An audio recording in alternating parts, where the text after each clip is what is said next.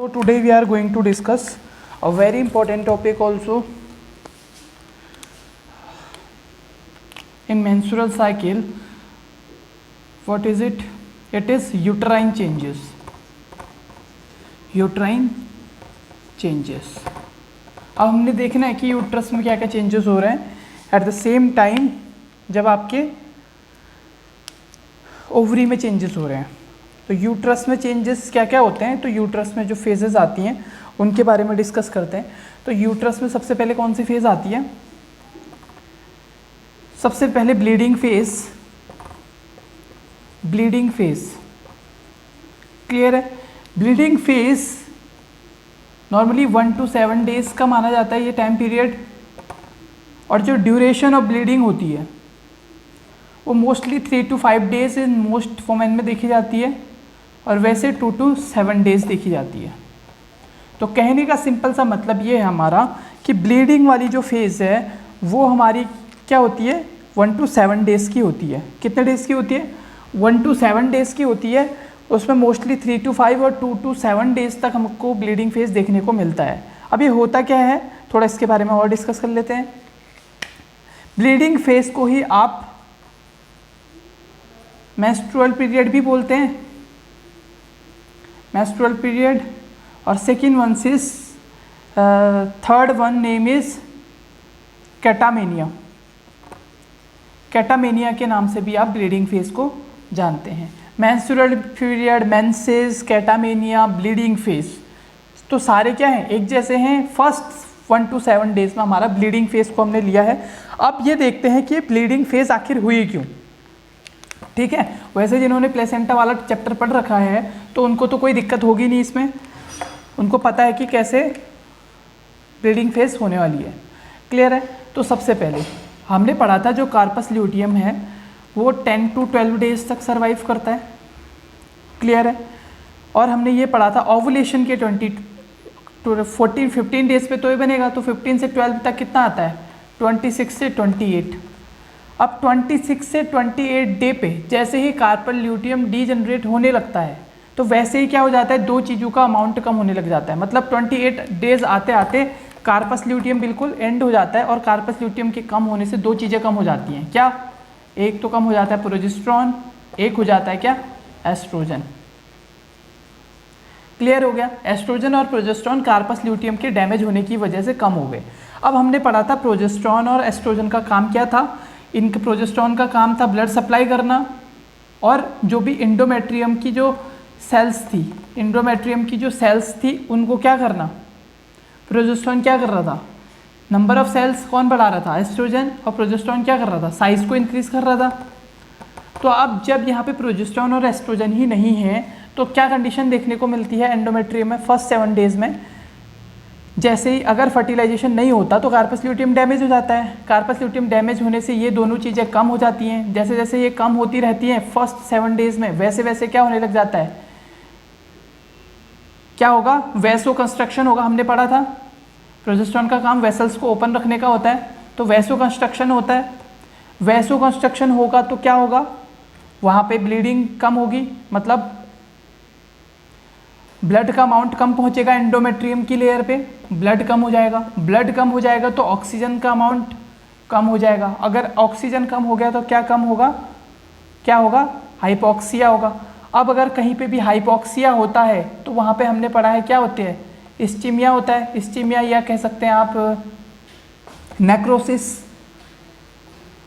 Necrosis होती है तो क्या होता है, कभी भी जो सेल्स आपस में जो बंधे रहते हैं उनमें ऑक्सीजन का मोस्ट इंपॉर्टेंट रोल होता है। तो जैसे इनके बीच में ऑक्सीजन कम होती है, जो सेल्स आपस में चिपके रहते हैं, अब इनका एडहेरेशन होने लग जाता है, ये अलग अलग हो जाते हैं, ऐसे बीच में से अलग हो जाते हैं। तो जब ये डेड सेल्स हैं, नेक्रोसिस का मतलब डेड सेल्स हैं, तो क्या होती है, एंडोमेट्रियम की जो अपर लेयर है, बेसल लेयर से ये जो नीचे की जो 2 लेयर थी स्पॉन्जियोसा, और ये अलग हो जाती है, सेपरेट हो जाती है। क्लियर है? दोबारा से बता रहा हूँ, 28 डे पे जब हमारा कार्पस ल्यूटियम बिल्कुल ही डैमेज हो जाता है तो प्रोजेस्टेरॉन एस्ट्रोजन का अमाउंट जो कि अभी तक सीक्रेट कर रहे थे कम हो जाता है। अब एस्ट्रोजन प्रोजेस्टेरॉन कम हो गया तो वेसल्स कैसे हो जाएंगी, कॉन्स्ट्रिक्ट हो जाएंगी, ब्लड कैसा हो जाएगा, कम हो जाएगा, हाइपोक्सिया होगा, नेक्रोसिस होगा। नेक्रोसिस की वजह से सेल डिटैच हो जाएंगी, एंडोमेट्रियल की जो सेल है वो डिटैच हो जाएंगी अपने जिससे भी वो अटैच थी। क्लियर है, बेसल लेयर से अटैच होती हैं तो वो डिटैच हो जाती हैं। क्लियर हो गया अब इतना। अब डिटैच हो गई तो सपोज ये है आपका, मेरे को इतना डायग्राम का नहीं पता है इसमें, ठीक है, तो आप देख लीजिए सिंपल सा जैसे भी बनता है आप देख लेना बाद में। तो सपोज ये एंडोमेट्रियम है हमारी, तो एंडोमेट्रियम में क्या होता है, यहाँ पे ये लेयर थी आपकी, ठीक है, ये लेयर थी आपकी।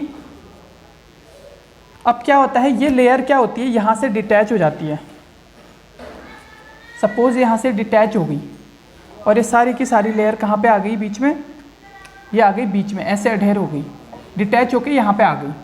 क्लियर है, हमने पढ़ा हाइपोक्सिया होने की वजह से जो एंडोमेट्रियम की जो लेयर होती है, कॉम्पैक्ट लेयर और स्पॉन्जियोसा लेयर, वो कहाँ पे आ जाती है, बीच में आ जाती है और एक जगह पे ऐसे इकट्ठा हो जाती है। क्लियर हो गया। अब क्या होगा, अब ये जिससे डिटैच होती है तो वेसल्स तो कॉन्स्ट्रिक्ट तो हुए हैं, लेकिन कहीं ना कहीं ओपन भी तो हुए होंगे, थोड़ा बहुत अमाउंट में ब्लीडिंग भी जो बची होगी यहाँ पे, तो ये वेसल्स क्या हो गई, यहाँ की ओपन हो गई इसके डिटैच होने की वजह से। अब क्या होगा, जब बीच में हमारा पूरा का पूरा क्या फील हो गया है, एंडोमेट्रियम की लेयर, सेल डेब्रीज हमने पढ़ा था, प्रोस्टाग्लैंडिन वगैरह जो भी है, तो ठीक इसी टाइम पे क्या होता है, ये जो डेड सेल्स होती हैं ये क्या सीक्रेट करती हैं, स्पेशल टाइप का एक हार्मोन, जिसको बोला था हमने, इसके बारे में बात करी थी, प्रोस्टाग्लैंडिन। आपकी बॉडी में कहीं भी कोई भी सेल डैमेज होता है तो क्या रिलीज होता है, प्रोस्टाग्लैंडिन। ठीक है, ये प्रोस्टाग्लैंडिन रिलीज होता है, इसका काम है क्या करने का, इसका काम है कॉन्ट्रैक्शन यहाँ पे देने का, लेकिन ये इतना इनफ कॉन्ट्रैक्शन नहीं दे पाता कि सारा का सारा ये वाला जो मटेरियल है और जो भी ब्लीडिंग यहाँ पे है वो सारी की सारी पास आउट हो जाए। तो ये और क्या करती हैं, जो वेसल्स हैं और जो यहाँ पे फिलअप हो जाता है पूरा का पूरा, जब ये पूरा फिलअप हो गया, सारी लेयर्स आ गई यहाँ पे, तो क्या होता है, ब्रेन के कौन से ब्रेन, हाइपोथैलेमस के पास एक मैसेज चले जाता है, यहाँ से रिसेप्टर से हाइपोथैलेमस के पास ब्रेन में मैसेज चले गया। हाइपोथैलेमस क्या करते हैं, एंटीरियर पिट्यूटरी पोस्टीरियर पिट्यूटरी को बोलते हैं यहाँ पे, किसको, पोस्टीरियर पिट्यूटरी को। पोस्टीरियर पिट्यूटरी के पास हमने आगे पढ़ेंगे हम, दो ही हार्मोन होते हैं, एक तो होता है वैसोप्रेसिन और एक जिसको आप एडीएच भी बोलते हैं, दूसरा होता है क्या, ऑक्सीटोसिन। तो पोस्टीरियर पिट्यूटरी यहाँ से ऑक्सीटोसिन रिलीज करती है। अब ऑक्सीटोसिन आपने पढ़ा होगा, तो ऑक्सीटोसिन भी क्या करता है, कॉन्स्ट्रिक्शन करने का, कॉन्ट्रैक्शन करने का काम करता है। तो जैसे इनफ कॉन्ट्रैक्शंस आते हैं तो वैसे ही यहाँ पे ब्लीडिंग स्टार्ट हो जाती है।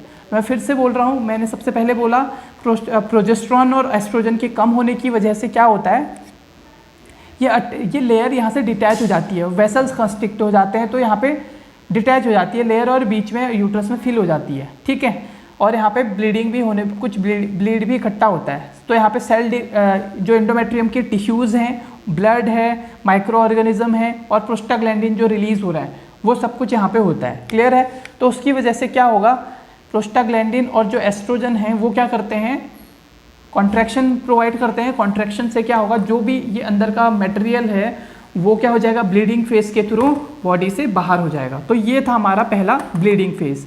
अब एक और चीज़, इंपॉर्टेंट चीज़, जो आपकी एंडोमेट्रियल लेयर है, ठीक है, जो इसकी फुल थिकनेस होती है, स्पॉन्जियोसा, तीनों लेयरों को मिला के एंडोमेट्रियम की जो लेयर होती है उसकी, चाहे ये कॉम्पैक्टा है, स्पॉन्जियोसा है, बेसल लेयर है, क्लियर है, इन तीनों की जो लेंथ मिला के होती है 10 mm। कितनी होती है, 10 mm। ये क्यों बता रहा हूँ, बहुत इंपॉर्टेंट है, अभी आप देखना। तो जैसे ही ब्लीडिंग फेज खत्म होती है तो ये बच जाती है 1 to 2 mm, not centimetre. 1 centimetre तो टोटल होती है, 10 mm में 1 सेंटीमीटर होते हैं ना, तो आप लगा सकते हो कि 1 सेंटीमीटर तो टोटल होती है, लेकिन ब्लीडिंग फेज में कितना डैमेज होती, कितना बच जाती है ब्लीडिंग फेज के लास्ट में। आप देखोगे 7th डे पे आप देखोगे तो ये एंडोमेट्रियम की जो थिकनेस बची होगी वो केवल ये वाली बची होगी, और ये होगी कितनी, 1 to 2 mm। क्लियर हो गया इतना। तो ब्लीडिंग फेज में यही याद रखना है आपको कि थिकनेस कितनी बची होगी ब्लीडिंग फेज में। ब्लीडिंग फेज के बाद दूसरी फेज आती है 7 to 14 डेज तक, वो होती है प्रोलिफरेटिव। प्रोलिफरेटिव को हम, प्रोलिफरेशन का मतलब क्या होता है, इसका मतलब होता है डिवीज़न फेज भी बोलते हैं इसको। क्या बोलते हैं, डिवीज़न फेज। अब डिवीज़न फेज से आप समझ गए होंगे क्या होता है इसमें, डिवीज़न होता है। इसलिए इसमें क्या होता है, जो आपका एस्ट्रोजन सीक्रेट हो रहा था, ठीक है, अब यहाँ पे प्रोलिफरेटिव फेज चल रही है तो वहाँ पे फॉलिकुलर फेज चल रही होगी, क्योंकि ये कौन सा 7 to 14 डेज चल रहा है यहाँ। और वहाँ क्या होता है, इसी फेज़ में ज़्यादातर एस्ट्रोजन और प्रोजेस्टेरोन, फॉलिकुलर फेज़ में एस्ट्रोजन निकलता है। तो ये एस्ट्रोजन क्या करता है, ये प्रोलिफरेटिव फेज़ में एस्ट्रोजन निकला, तो एस्ट्रोजन का काम क्या है, एस्ट्रोजन का काम क्या था, नंबर ऑफ सेल को इंक्रीज करना। तो प्रोलिफरेटिव फेज़ में भी नंबर ऑफ सेल को इंक्रीज करना। हाँ, तो नंबर ऑफ सेल मतलब एक सेल से यहाँ 2 सेल बन जाएंगी, 2 सेल से 3 सेल, 3 सेल से मतलब 2 सेल से 4 सेल, 4 सेल से 8 सेल, तो इसकी थिकनेस बढ़ने लग जाती है। कहने का मतलब समझ रहे हैं आप, दोबारा बता रहा हूँ मैंने ये बोला प्रोलिफरेटिव फेज में क्या हो रहा है, यहाँ पे प्रोलिफरेटिव चल रही है, यूट्रस में हम पढ़ रहे हैं, यूट्रस में प्रोलिफरेटिव चल रही है, तो ओवरी में कौन सी चल रही होगी, फर्स्ट 14 डेज तक कौन सी फेज चलती है, वहाँ पे फॉलिकुलर फेज चलती है। तो फॉलिकुलर फेज में क्या होता है, फॉलिकल्स डेवलप हो रहा है, तो क्या रिलीज करता है, वो करता है एस्ट्रोजन। वो एस्ट्रोजन रिलीज करता है तो एंडोमेट्रियम में क्या फ़र्क पड़ता है, ये एस्ट्रोजन एंडोमेट्रियम में आके उसकी जो सेल्स हैं उनको बढ़ाने लगता है, तो सेल्स बढ़ाएगा मतलब ये थिकनेस भी बढ़ेगी इसकी, ठीक है। तो ये प्रोलिफरेटिव फेज में सिंपल सा कहने का मतलब है एस्ट्रोजन का अमाउंट बढ़ता है, एस्ट्रोजन के अमाउंट बढ़ने की वजह से थिकनेस बढ़ती है, और यहाँ पे अब थिकनेस कितनी हो जाती है,